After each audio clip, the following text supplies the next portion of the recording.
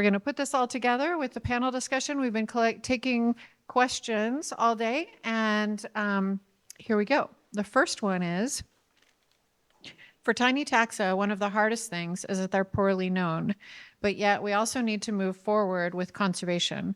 What are the things that we can do now to conserve them, even if they're not perfectly known? Okay, thanks, Jim.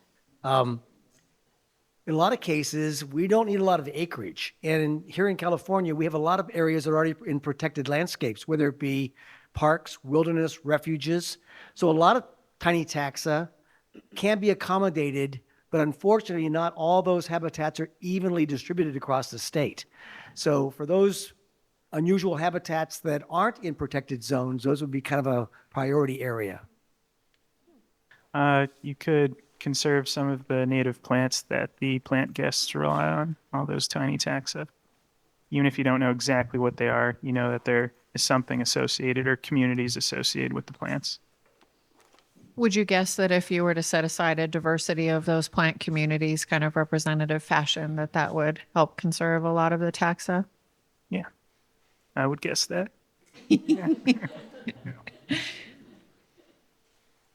So I would also think about the different habitat types, so not just the plant taxa. So with a lot of invertebrates, they need different types of habitat to live in. So don't tidy up your gardens. Can you expand on that?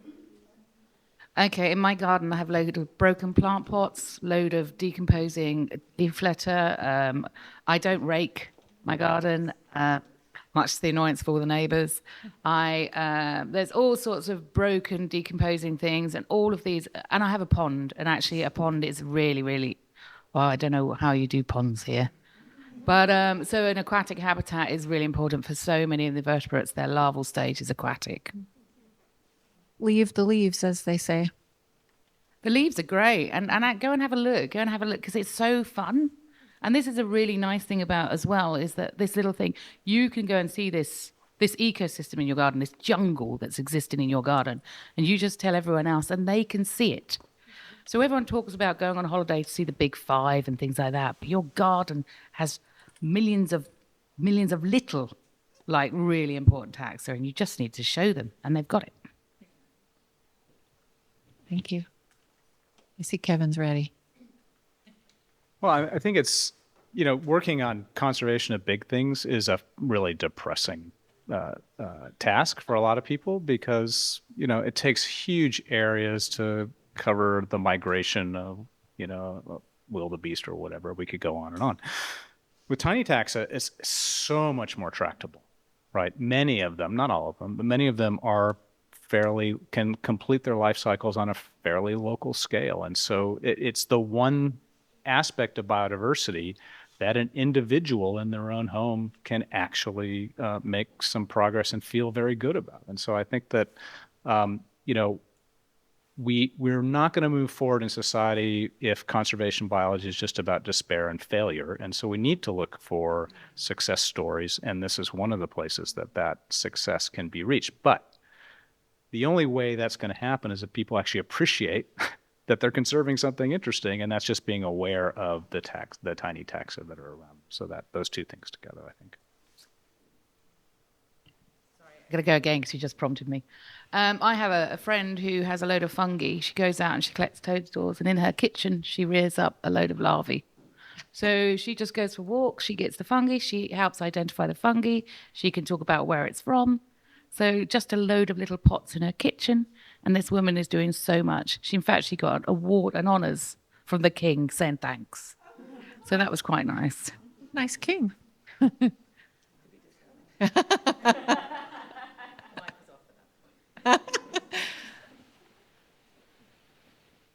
I would say trying to preserve as many different kinds of habitats as possible would be important for lichens.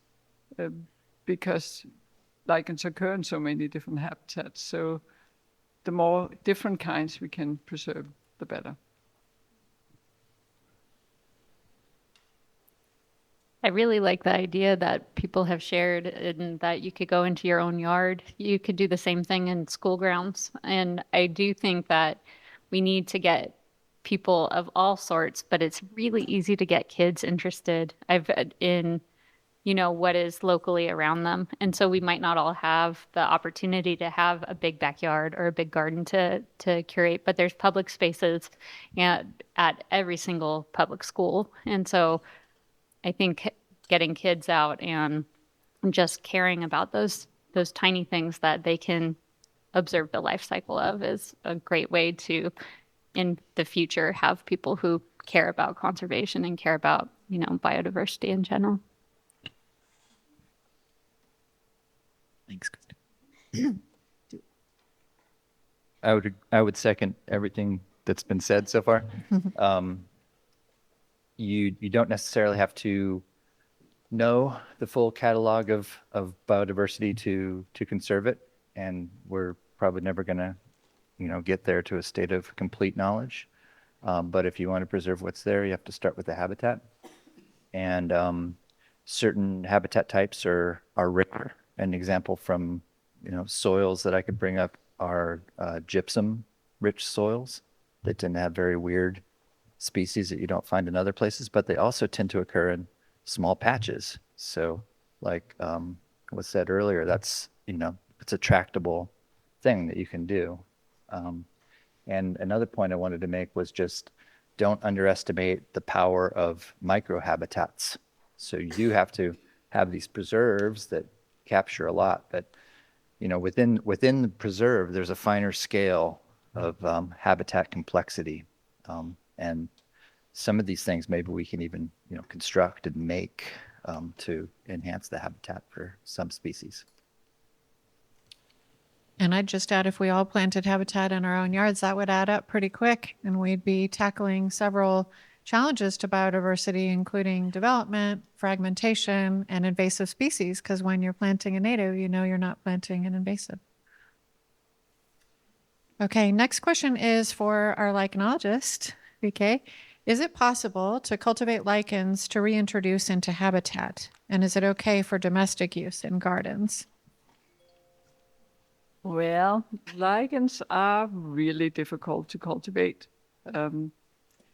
It's pretty easy to grow the fungus and it's pretty easy to grow the algae, but putting them back together and get a lichen out of it is pretty difficult.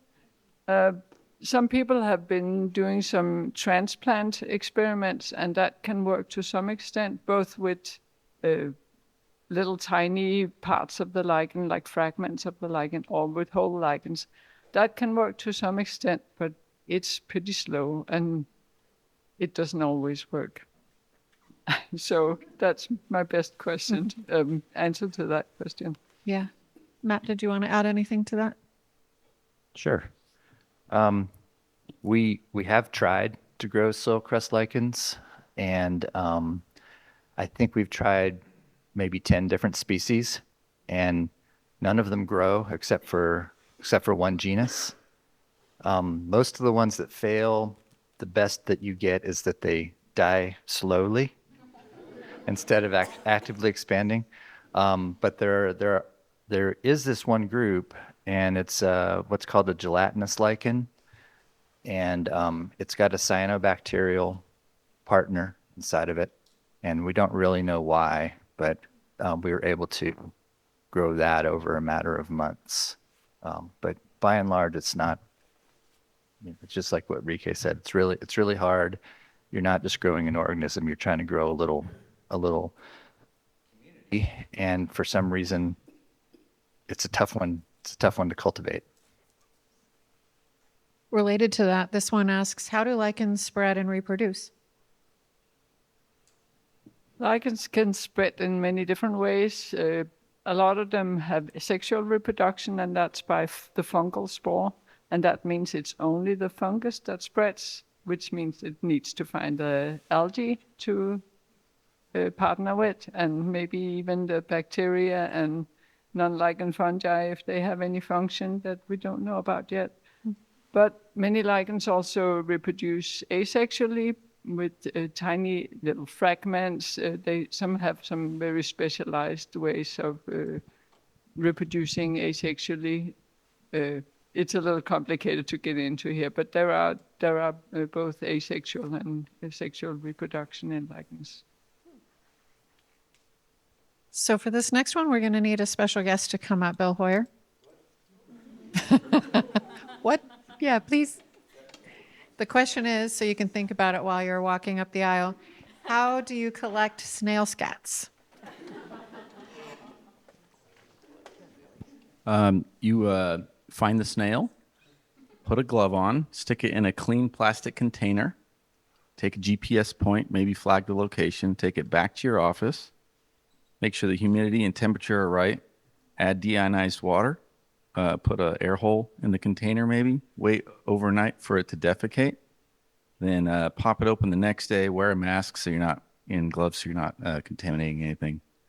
Put it under a dissecting scope, take the snail out into a separate container, look at the scat under a dissecting scope, use forceps that have been flamed to collect it and make sure you don't have anything else stuck to it that might have fallen off the shell, and then place it into high concentration ethanol. Label it, take notes, seal it, put it in the freezer, and send it to Kristen. What a great descriptive answer that was. Thanks, Bill. Bill, could you repeat that? Okay, this one's for Jim. Why are rare bryophytes so widely distributed in disjunct populations? What causes these gaps during evolution? Okay, first of all, they may not always be rare. So what we have is just species with unbelievably wide disjunct populations. And some of that is in California where they were here, some past climate change, they're on a rock face, and all the vegetation around them over time has changed. But they're still on that rock face. And so their nearest relative is on another continent or another state where that particular environment hasn't really changed like it has in California. So we do have some rare mosses here in the state of California, but why they're rare is hard to explain because they have all the same capacity with spores, because every one of these capsules on average contains 25,000 spores. So that's a lot of potential colonization sites, but they have to land in just the perfect place. And that's a limiting factor for most bryophytes. Thank you. Good answer. Caitlin and Jose, do you guys have more questions for me? Okay, coming up. Does anyone have anything that came to mind while we were talking? Okay. Here we go. Thanks, Jose. Also, thanks to Matt and Jose for working the chat this whole day. Really appreciate it. Okay, is following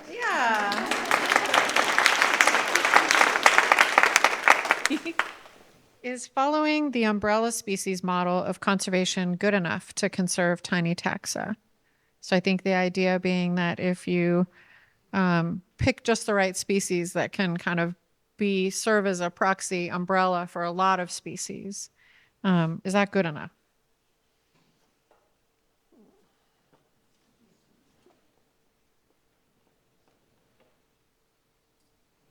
Okay, I'll go with two things on this. It depends. It really does depend on the species, because sometimes conserving the habitat, my biggest problem with doing that is that everyone then ends up just focusing on that species, and actually you lose the story of the whole biodiversity. So when we talk about the things like panda conservation and things like that, it's all been focused. So it's very good because you have to conserve huge tracts of land, but people don't understand, if you take the panda out of it, should we even bother with that tract of land? And so I just think you lose so many stories like that. So yes, no. Anybody else? The question was framed as Positive, less British spin on it. And that is that sometimes that's the only thing that we've got. What I would agree with you is oftentimes we don't bother to look what's under the umbrella. And my my more famous wife runs the Coal Point Reserve and does a lot of the snowy plover conservation out there, and the number of dune insects that benefited from that particular action was, pretty long list.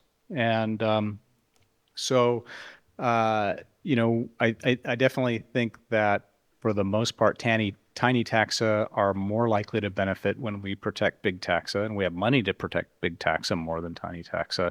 But we oftentimes don't appreciate whether there is a benefit. And so having someone to go look and see, yeah, what has benefited in addition.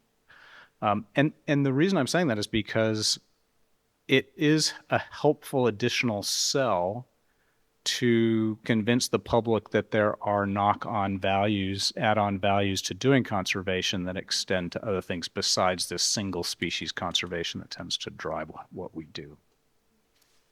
Okay, I'm going to make a rebuttal. But I absolutely agree. It's not that I say it's bad, it's that we don't publicize the little ones. And that's what I have a problem with, is that we hide behind, you're absolutely right, it's great, and there are so many amazing things, but we are terrible at shouting about them. And that's full stop with conservation as well. We're not very good about shouting about our little species. Matt, did you have a question or an add-on? Yeah, I was having a hard time deciding myself how I wanted to answer that question, but I think it was the way it was stated was, is it good enough, the umbrella species approach? And probably not quite good enough, but I can definitely think of situations where it's beneficial and it might be our only tactic. So I'll bring up the gypsum soils again. There are really intriguing gypsum endemic soil crusts that, are probably endangered if only we knew. But they're not listed and they're not going to be listed. But we can use state listed or federally listed vascular plants like the Las Vegas bear poppy or something like that as a sort of a umbrella or instrument to conserve the habitat that supports the tiny taxa. But then, I can also think of other single species driving big scale management decisions. And I have no idea if those are good or bad for tiny taxa. For example, managing our vast sagebrush habitats for sage grouse improvements. I don't know if that's good or bad. And I don't know if anybody's really looking at it. So I'd say it can be good, but it's definitely it's not good enough. Jim, I think you were ready to. I want to add one point to that. The potential is there. And for those who look at the cost of some of our megafauna conservation, some people would say, oh my God, we're going to spend millions of dollars for this single species. And somehow we need to really tie in all the other taxa that benefit and show that the unit cost for conserving so many more taxa brings that unit cost down. It just kind of makes the sticker shock less shocking, for a lot of like politicians or something. You say, this is really quite an investment in biodiversity. That's how we should kind of frame it. I agree. And I've often thought that some sort of a habitat listing program instead of species would be a good way to go about it. And then you could think of it more holistically. Like the story of the blue butterfly that I was telling, it's about the prairie and all the other things that are then supported. Anyone else want to answer? Well, I would say we started, the conservation movement made a lot of progress with single species or charismatic species listings, and we have some wins from that. But I think it's incumbent upon people who have expertise and study tiny taxa to start shouting, as you were saying, Erica, earlier, or telling more stories, because especially invertebrates, they've done everything. They do everything. If you look at their behavior, it just takes a little bit more study. And if you have people who are telling their stories, just like with plants can't tell their stories, but if you can tell their stories, then people are going to inherently get more interested. And whether you're quantifying the health benefits to people or quantifying ecosystem services, or just telling the stories about some of these species. I think that helps advance conservation as we move into kind of a new era. Anyone else?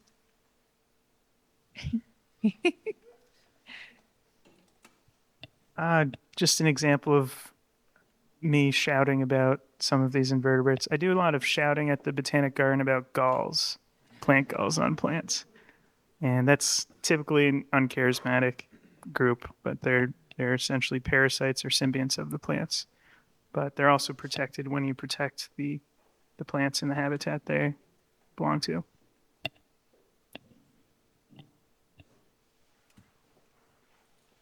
I can add that the lichens are not always protected because they often occur in different kind of habitats than other potential umbrella species. For example, not many people have interest in protecting rock outcrops, for example, and that can be really important for lichens. So not all species will be protected. Sure. Okay, so this one says, through the course of the day, did any ideas come to mind of how scientists like you could work together across these tiny taxa?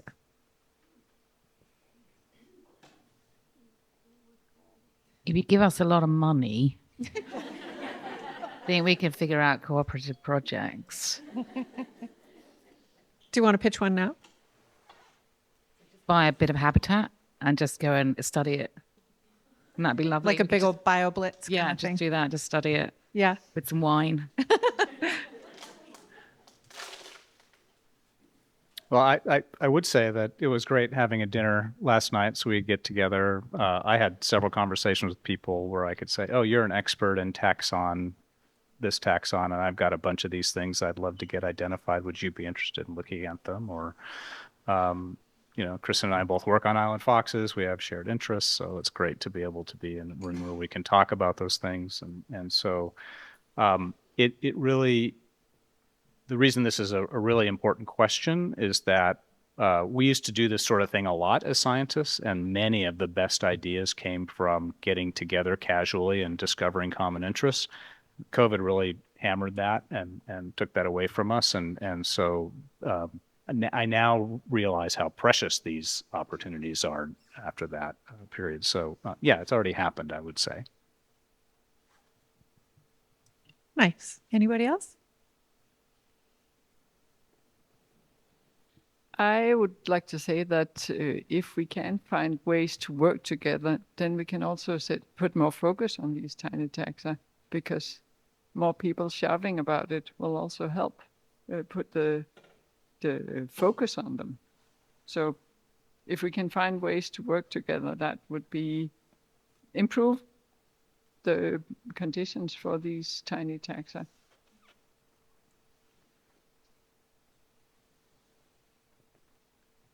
So maybe a summary of the answers is money and friends. Yeah. Money and friends. Got it.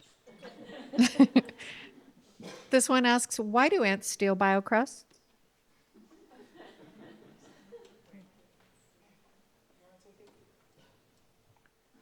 Could you repeat it? Why do ants steal biocrusts? I think we decided we don't know. Yeah.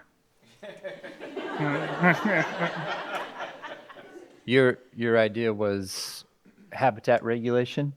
Yeah, microclimate regulation. And Yeah. I feel like when we're talking to each other on these, it's like cell phones talking to each other. Yeah. Yeah, maybe microclimate regulation inside the nest, because ants have evolved lots of ways to maintain a very specific microclimate, especially leafcutter ants with the fungal garden that they have to control. Is it plausible that they're using the biocrust as fungus starter? Oh yeah, for sure. Neat. Could the parasite fauna in birds from the Carpinteria marsh have been in the prehistoric Chumash population?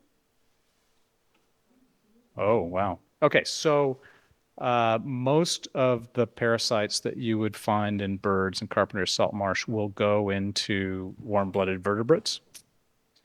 They vary in their specificity to birds, but certainly they were in humans, without question.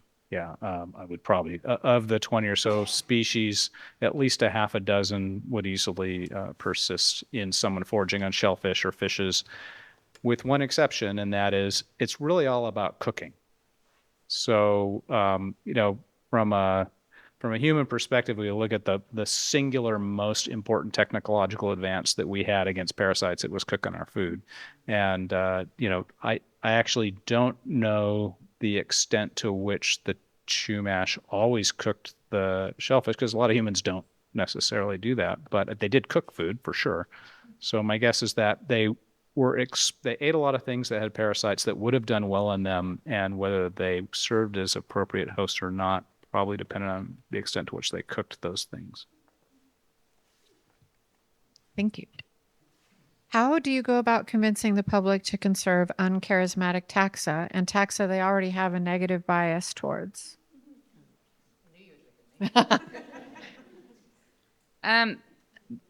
So there's a lot. It's easy because there's so many stories associated with them.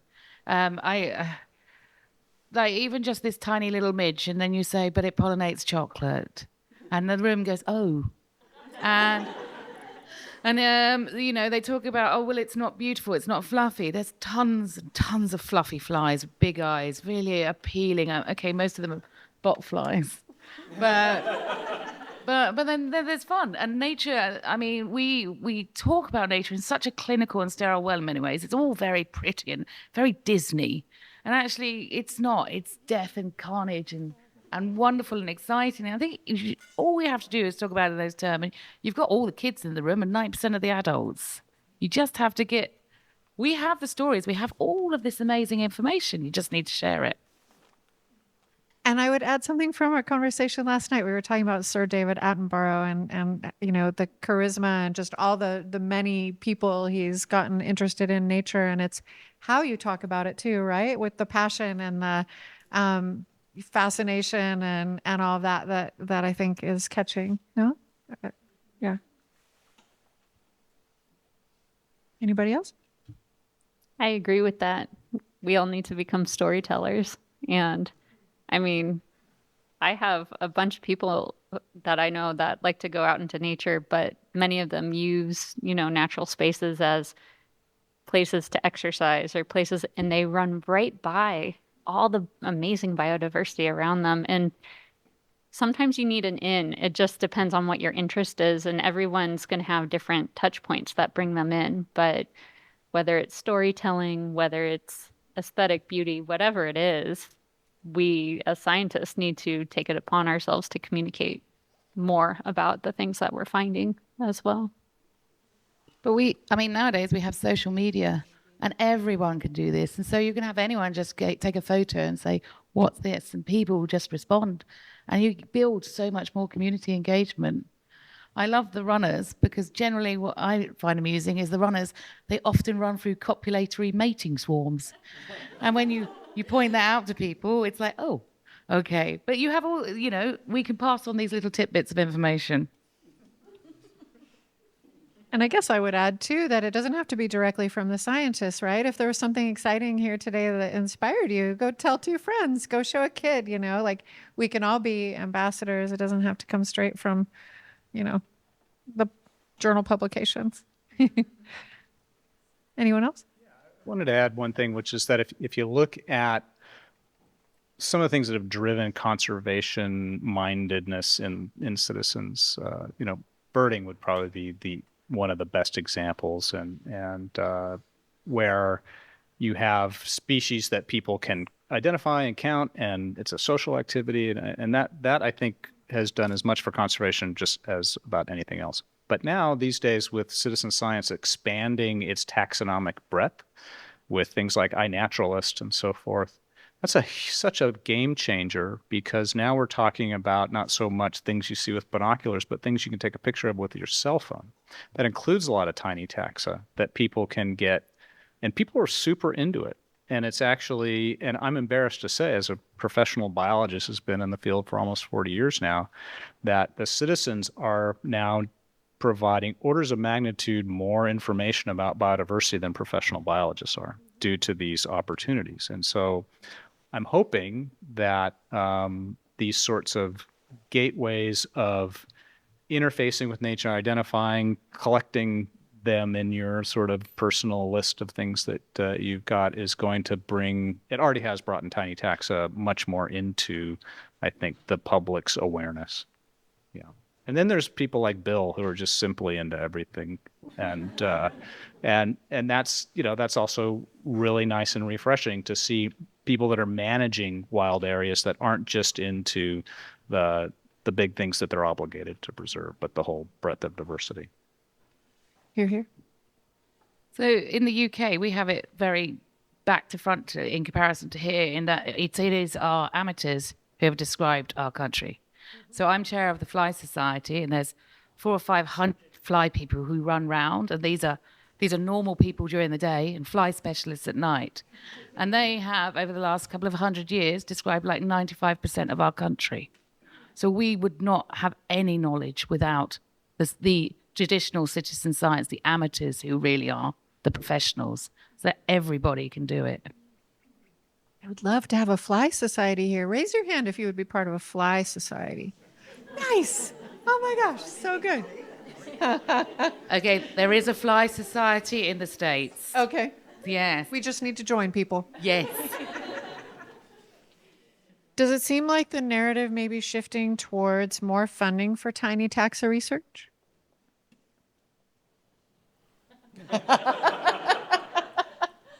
I wish I had video of that. You made the same expression right next to each other.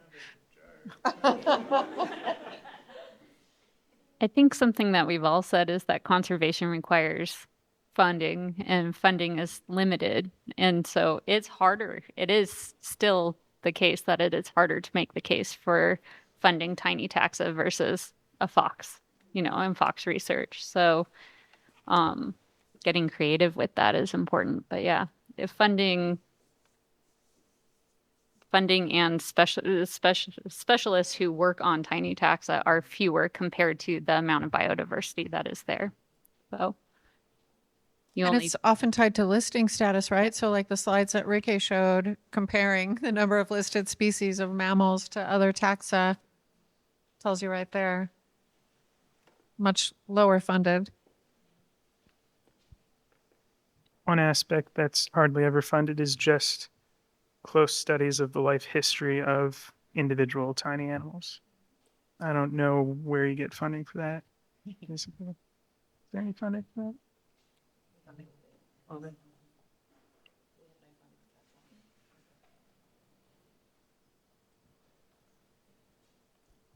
I'm not sure if I've noticed a trend through time or not, but it can be challenging for us to get funding because we have to apply to the same programs as everyone, and we have to spend some of our precious allotted space just defining what we're doing. That, say if you're doing cougars or foxes, you don't have to do that, or redwood trees, you don't have to do that. So that's a little bit of a challenge, but it can also be a benefit. If you are the person doing the weird thing and you're a really good storyteller, then you can really stand out in a pile of proposals. So maybe it's a benefit sometimes.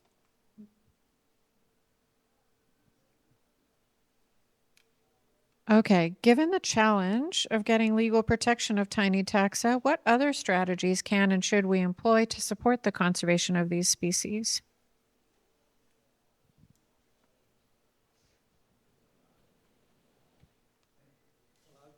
In there, I think conservation is local. And that really came home to me with my fieldwork in the Philippines, because we're working with the tribes. So the indigenous peoples there basically control access to the cloud forests.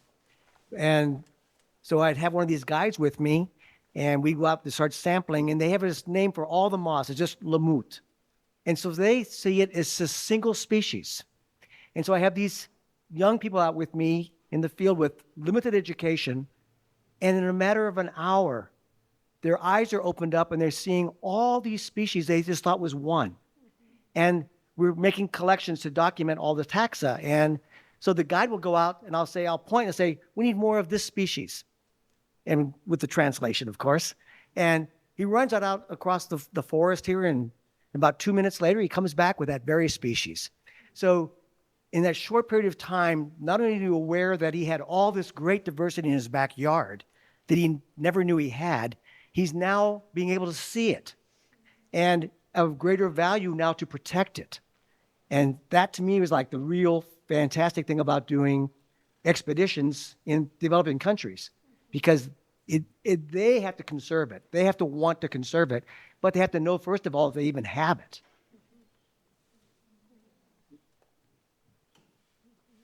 Thanks, Jim. Anybody else want to add? So within the fly group, I know I'm a bit biased here, we nominate species champions. So individual people will take a one species and they just pick a random species and then they just champion it. And so most people are so bemused that somebody could be excited about a phorid or something like that. I know, obviously I understand why, but they spend so much time and they get so obsessed, and then they just go around in schools and everything. And you could say, this is just one fly. Can you imagine what we could do with the rest of it? And I guess it's your umbrella species, isn't it? Just on a small scale. So we can all be champions. Last question before we wrap up, and maybe we can just go straight across. How do you find hope and meaning in what you do? Not too deep. I wouldn't be at the garden if I didn't really strongly want to use the years that I spent in grad school in conservation. So I have this weird abstract set of tools, right, using molecular techniques. How do we actually apply it? But really, it's in interacting with land managers to understand what questions that they might have, and the general public to actually try and dig under the surface. And every time I learn something new that no one knew before, or know that I'm adding a small amount of data to understanding the world a little bit better, I find that is very personally gives me hope. And then also at the garden, we have the opportunity to interact with the public quite a bit. And every time I see a volunteer or a school group come in and you tell them just something small, like look at the undersurface of an oak leaf and you know that this is the dominant oak species because it has hairy armpits, little hairs underneath. And that's something that that people will take away. And knowing just a little bit opens people's eyes and just makes you a little bit more aware and caring about the world around you. And it gives me hope that you can do that with anyone from, small kids to my grandparents. And so I know that we all care. It's just trying to build that connection with the natural world, I think, that will give us hope in the future as well. Well, I agree with what Kristen said, but then I work with this amazing group, so how could I not be hopeful? I also think that being able to add species to IUCN Red List and local conservation list and work to get more species on the list, that really makes me hopeful that I'm actually making a difference. So that's really important for me to do that.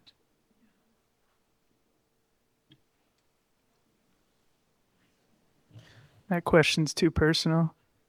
Just kidding. No. I think there's nothing more hopeful and meaningful. There are a lot of different things, but nothing more than outreach and education. When you see someone's curiosity sort of open up for the first time for an entire group of living things they haven't looked at before. And this is echoing a lot of what I think all of us are saying. It's interesting. I She's not here. She left. But when I showed up, I was delighted to see I think one of my major conservation heroes, Kate Faulkner, who's retired from National Park, was here. And that woman single-handedly did more for the conservation of the Channel Islands than seemed humanly possible. And it wasn't the fact that she worked tirelessly, which she certainly did, but it was her fearlessness and her willingness to take risks and to stand down a lot of people who objected to what she wanted to do, and her passion and commitment for making difficult choices that was the key to many of the successes that she was able to accomplish in her career. And I bring this up. She would kill me if she was here and she heard me say that. But I bring this up because she's not the only person that I've come across that has been passionate to use science and a desire to improve biodiversity to push the envelope. And that's really what is needed. It's that combination. I mean, the passion is certainly necessary, but to be able to use science to guide it, I think, is the other thing. So, my hope as a scientist is to be able to provide that information to the people that are passionate to pursue it. And I see that those people are out there and they have an outsized impact on conservation. And that's what gives me hope that the people coming behind Kate will continue to do that and follow her guidance. Yes, ditto probably everything that's been said so far. I'd probably be all saying the same thing. We are at an amazing point where science can give us so many answers, and this is great. We're digitizing collections. We're looking at specimens a different way. We're able to explore our environment in different ways, and we can gain so much information in a really nice way. And the fact that I can talk about flies on an international stage, like, can you imagine 10 years ago, 20 years ago, this wouldn't happen. I was asked to talk to the British government about why it's important to save flies. And at that point, I thought, you know what? I have a lot of hope. But then secondly, and this is the more important, it's a really personal thing. So somebody in the audience came up to me today, and I get this a lot, and she said, you've changed my opinion about flies. And that's all. Thanks, you. That's that I have done a bit more. So you've just spread the love a little bit, and that gives me hope.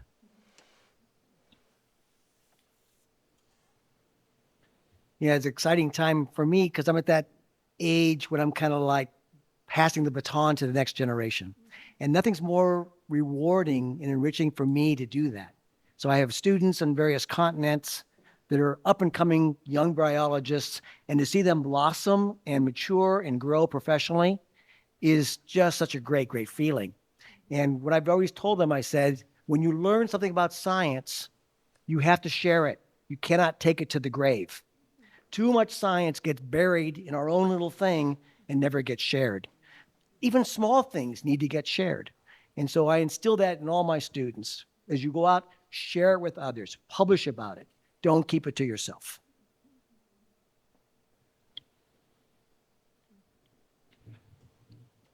I have similar thoughts to what's been said.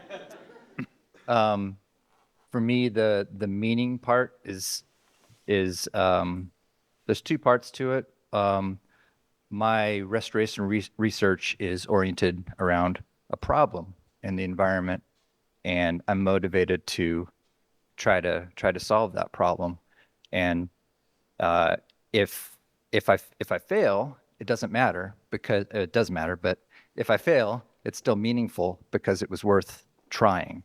Okay, so that meaning doesn't go away. I also get a lot of meaning out of also training the next generation. Even if I don't achieve all that I wish that I did, maybe some of my trainees will, or some of their trainees will. So propagating the next generation of scientists is very meaningful. And hope, I think, comes from kind of what we don't know about, kind of our ignorance. It's amazing, like, how many surprises there are in science, and some of them are happy surprises. Like, I didn't know 20 years ago that I was going to be able to grow biocrusts in 2 months, but we do it routinely. So what other happy surprises are there that are going to make, my endeavors and what I'm striving towards and rehabilitating degraded ecosystems, what else are we going to find out that's going to make that easier? And that gives me hope. Those are all great answers, and I think that's a great way to end. So thank you all so much for all of your knowledge and your thoughts, and thank you all for being here today and sharing the energy. And just one last thanks to our major sponsor, the Nakashima Reni family, for supporting this event. So